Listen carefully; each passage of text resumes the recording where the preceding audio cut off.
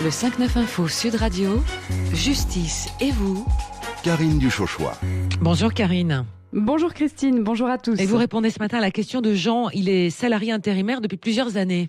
Depuis 1 an et demi, Jean assure toutes ses missions auprès de la même société utilisatrice de façon pratiquement discontinue. Il veut parallèlement acquérir un logement et le crédit vient de lui être refusé car il n'a pas de CDI, de contrat à durée indéterminée.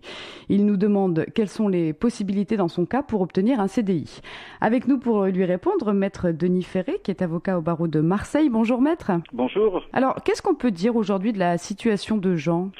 Alors, il faut dire tout d'abord que les partenaires, c'est-à-dire l'employeur et le salarié, ne connaissent pas tellement finalement les règles applicables aux contrats d'intérim qui sont très strictes. Elles se retranchent derrière l'agence intérimaire.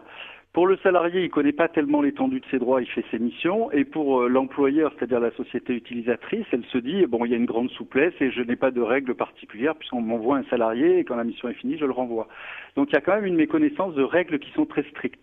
Et les règles sont-elles respectées pour Jean, là, qui nous dit que sa mission dure depuis 1 an et demi A priori non. Bon, il faudrait voir les éléments précis du dossier, mais les textes offrent 2 possibilités à l'entreprise pour recourir à des missions successives avec le même salarié. C'est soit pour remplacer un ou plusieurs salariés absents ou dont le contrat est suspendu, alors c'est le cas le plus souvent pour remplacer les salariés en congé maladie, soit pour faire face à un surcroît temporaire d'activité, alors ça sera par exemple des commandes ou des travaux exceptionnels. Il faut que la société utilisatrice rentre impérativement dans ses motifs pour que les contrats d'intérim puissent être valablement conclus. Et les règles sont d'ailleurs très semblables à celles qui sont applicables en matière de contrats à durée déterminée. Alors là, Jean nous précise que ces contrats intérimaires ont duré pendant 1 an et demi et qu'ils ont été aussi reconduits. Oui, alors c'est justement le problème, c'est le problème de la durée et de la reconduction des contrats. Alors il faudrait voir les motifs exacts, mais la Cour de cassation estime que quand un salarié a une multiplicité de contrats de ce style, il s'agit non d'un besoin ponctuel, mais d'un besoin structurel de main-d'œuvre de l'entreprise et que par conséquent, l'emploi occupé est lié durablement à l'activité normale et permanente de l'entreprise.